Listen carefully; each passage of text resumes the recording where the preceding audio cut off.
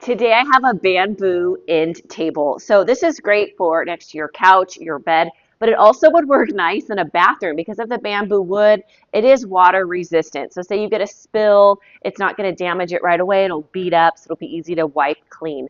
So a few things I want to talk about is right here's a flat wood surface on top. So you can put things like a nice decorative plant, your morning cup of coffee or tea. And then down here, it has these open slots. So say something is a little bit wet, like say you put your soap down there, so you're storing this in the bathroom, or something that might have a little bit of water. It has these slots. You can put decorations. You can also put baskets full of stuff. I have soap and a candle here. Also down here is adjustable. So if you look at this spots right here, you can twist this and lower or raise this bamboo end table. It looks really nice. It's soft bamboo wood, so it has that cool design.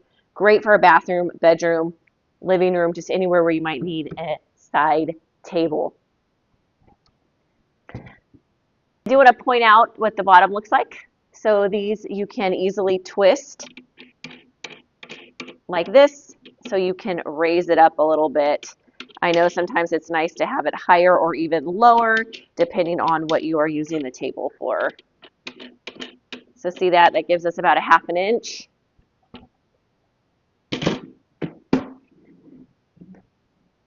So I do want to show you how it comes. I have everything laid out. So you do screw everything in and build it yourself. There is a manual with images, so it makes it really easy to put it together. This is an up-close view of what the bottom looks like, what the screw holes look like, and what the top of the bamboo table looks like.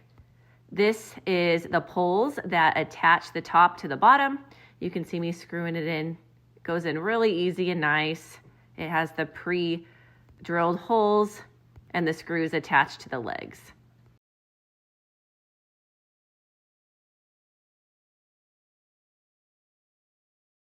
And you can see this is what it looks like all built. Super nice.